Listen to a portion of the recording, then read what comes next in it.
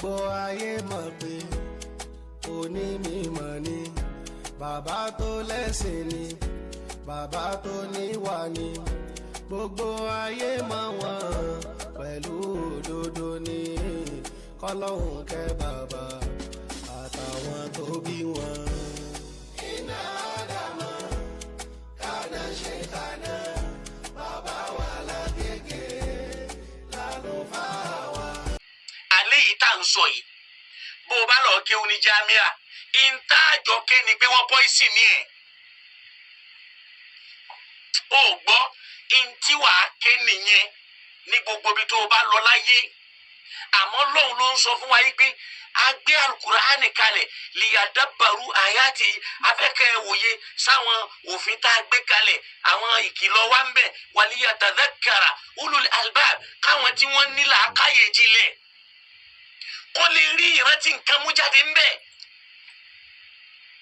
ìgbìyànjú làwọn èèyàn ṣe so jẹ́ kí n wá máa tẹ̀síwọ́ àyà kan nìyẹn ẹni tí máa fún ànábì níro ni alimul khabir ọba ọlọ́run afúnni níro egungun ẹran wọn wá ń bi ànábì léèrè pé man akhbaraka bihada ta ló fún ọ níro èyí ànábì wa ní al-azmu lisaqiha egungun ẹran tó mú dání yìí sáàkù èyí ló ń fóun níro wa huwa fi yadihi egungun yẹn sì ń bẹ lọ́wọ́ rẹ̀ qalati na'am lárábìnrin yẹn wá ní bẹ́ẹ̀ ni qala lima lànàbí wa ni èyí ṣe tó pọ́ìsìn mi qalati lárábìnrin yẹn wá ní aradtu in kunta kadhiba ntí mo gbàlérò ni pé tó bá jásí pòkùrọ́ ni wà nẹ́bì an yashtariha minka nas kó kú dànù káwọn èèyàn lè nísinmi wa in kunta nabiyyan tó bá wá já nẹ́bì ọlọ́ni lam yadurraka kò ní kò nira bẹ́ẹ̀ pọ́ìsìn yìí dẹ̀ ní ànẹ́bì lára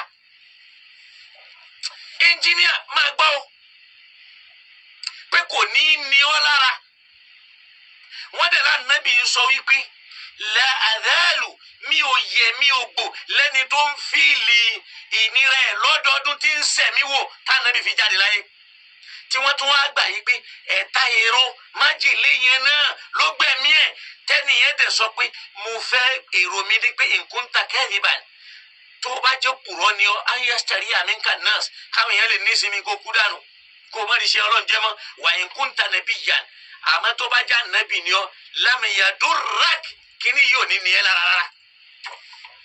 àmọ́ ó ní ànábì lára ibi yìí làwọn ọ̀tá Islam máa ń gbà yí pé ànábì yóò lè já nàbì bí Yahudi ṣe gbà wípé Jésù ò lè jẹ́ promise messiah al-maw'udul muntazar ẹni tí wọ́n ń retí pé yín ń bọ̀ wá tí ó jópin àwọn ànábì pé kò lè jóun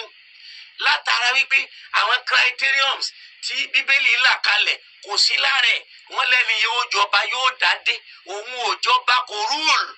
rúùlù nations ó gbọ́ pé kò rúùlù so wọ́n àìmọye àwọn criteria sí ni tí ò sí wọ́n lẹ́ni yẹn máa dàbí Mósè wọ́n wá fi irọ́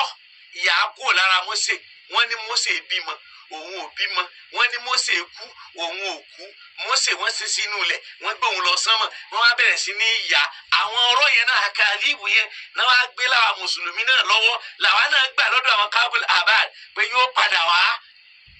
yóò yẹsẹ̀ wá jíṣẹ́ yóò wá kírun lọ́dọ̀ àwọn mùsùlùmí wọ́n wá sí sínú sàárẹ̀ ànábì ọ̀rọ̀ òpònú ìwọ náà gbé sí làákàyè. You are deceiving yourself. If you still believe Jesus is coming back,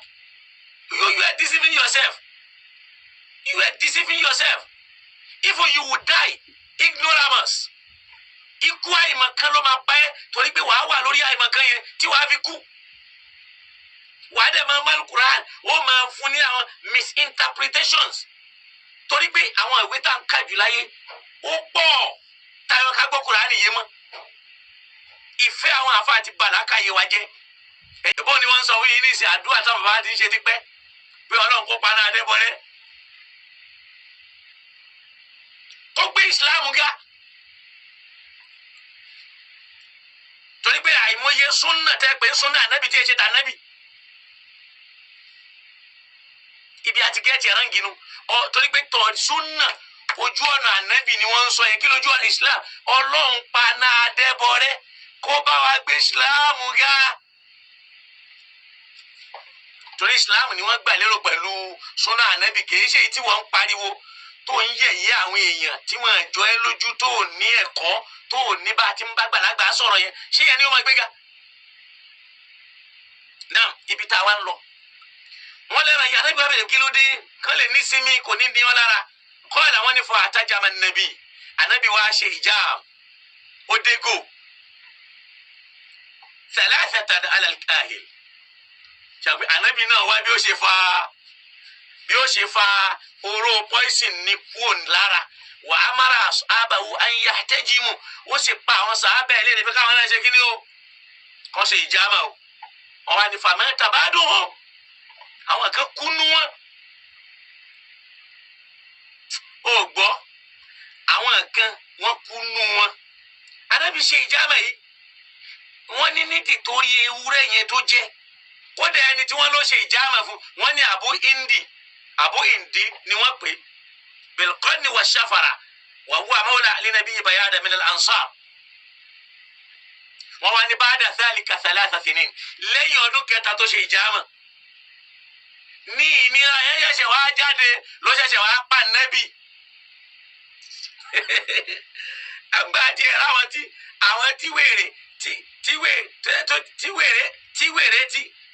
tí wèrè ti mú àsákàrí wọn dání tí wọn lá nẹ́bì wọn lá ọjà gbèsè kú ni ó bẹ̀rẹ̀ wọn lọ́wọ́ gbàdúrà rẹ̀ inna lillahi wa inna ilayhi raji'un bẹ́ẹ̀ Allahumma inna a'udhu bika min la ilaha illallah ànábì ti ń bọ 100 èèyàn márùn tọ́lọ̀ ní wà wájà dẹ́kẹ́ ilẹ̀ ń fọ ọ̀hánà mo rí ẹ pé ìlú ni ẹ ìlú ẹni tí bùkátà rẹ máa fẹ́ ò gbọ́ ṣùgbọ́n tí bùkátà yẹn bá fẹ́ ó lè mẹ́ni tí ó fi gbé eléyàn pípọ̀ tí ó bùkátà kó bọ́ èyí a mọ̀ pé ó ní bùkátà sówó fa ágìnà níjọ́ náà làwọn arọ ẹ lọ́rọ̀ ọlọ́run rọ tọ́ba lẹ́yìn ọ̀rọ̀ lọ́rọ̀ bíi Dangote ni ó wà wẹ́ltíà wọ́n fún lọ́rọ̀ ni ó yàtọ̀ sí pé wọ́n fún lówó wọ́n rọ̀ lọ́rọ̀ he has a properties he has everything lẹ́ni wọ́n máa ròyìn anabi bilfakir wọ́n lè ní aṣọ anabi ó yà ń bì kan aṣọ anabi ó yà ń bì kan anabi ò rà aṣọ wọ̀ láwọn ọ̀rọ̀ tí ò dá tí ò pa anabi lé torí pé wọ́n fẹ́ sọ wá dàbí ń ṣe dà àwọn wàá máa wọṣọ ńláńlá ṣé bá anabi ti rí inú súnà ní pé kò rà aṣọ wọ̀ lẹ́yìn wọṣọ ńlá táwọn ọmọ ẹlẹ́yìn wá ń wọ dẹ́rù tó ń wọ tí wọ́n lè wọṣọ tó dá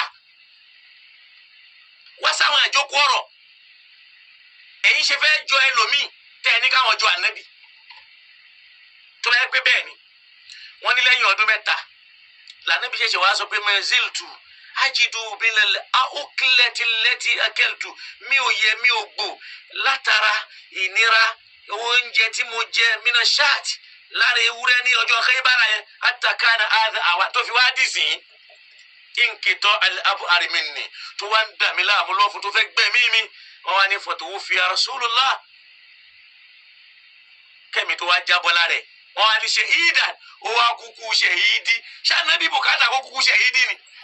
lẹ́ni ṣànàbí bùkátà àti kúkú ṣèhídì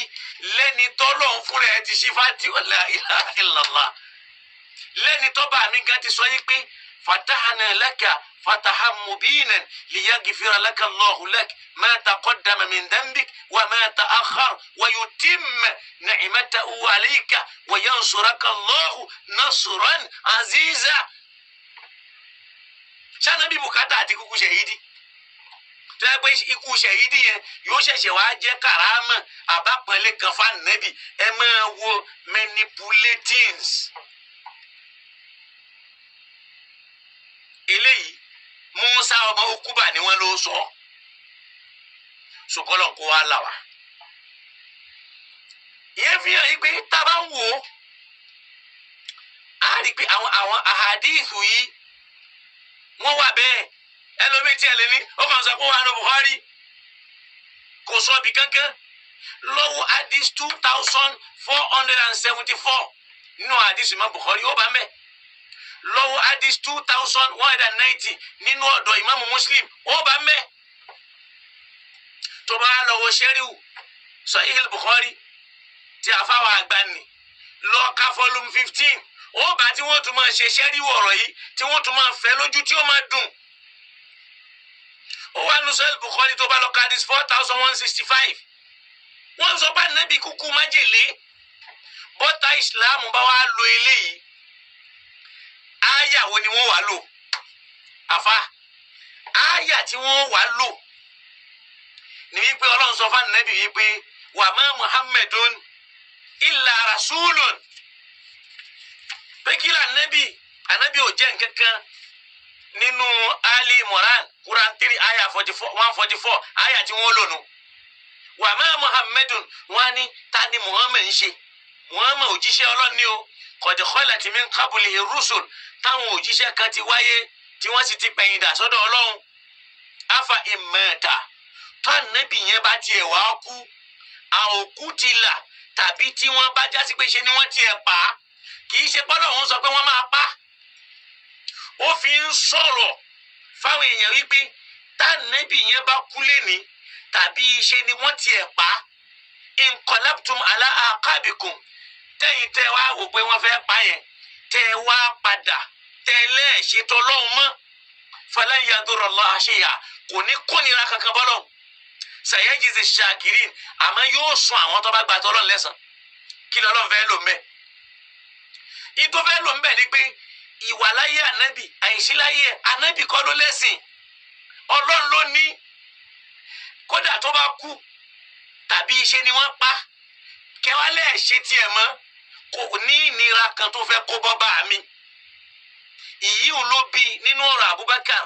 radiyallahu ta'ala anhu níjọ́ tẹ̀mí tán lára ànábì tó ń sọ fáwọn èèyàn wípé man kana ya'budu Muhammadan fa inna Muhammadan qad mata ẹni tó bá jásí pé Muhammad lọ́lọ́wọ́n ọba rẹ̀ ní sínú yìí o Muhammad ti kú o wa man kana ya'budu Allaha àmì tí ń bá ń sin lọ́hùn fa inna Allaha hayyun la yamutu ọba mi ọba tí máa ń ṣẹ̀mí lọ gbére ni òun kì í kú o aya tó wá mú wá ń jọ́nà ni pé innaka mayyitun wa innahum mayyitun ìwọ ànábì ó padà kú àwọn náà sì ń bọ̀ wá kú aya tó wá fi tẹ̀lé ni pé aya yìí ló padà wá fi tẹ̀lé pé wa ma Muhammadun illa rasulun qad khalat min qabli ar-rusul afa in mata aw qutila inqalabtum ala aqabikum falan yadurra Allaha shay'a tànàbí bá kú lẹ́ni tàbí wọ́n pa á tòrọ́nà méjì lèèyàn máa gbà kú nínú kó kú tàbí kán pa tẹ̀bá alẹ́ ṣe mọ́ lan yadurra Allaha shay'a ọlọ́wọ́ máa jọ lọ́hùn kò ní kọ́lọ́ mọ́ jọ lọ́hùn mọ́ àmọ́ àwọn tó bá dúró tọ́ lọ́hùn ọlọ́hùn ó san wọ́n lẹ́san níjọ́ tá à ń sọ yìí fanashaja nasi yabukun làwọn èèyàn bú sẹ́kúnjọ́ náà àpàdà rádìsù kan tó ń téèyàn bá sunkún wọn ò máa fi yà jẹ òkú tó kù lára àwọn ṣé súnà nìyẹn náà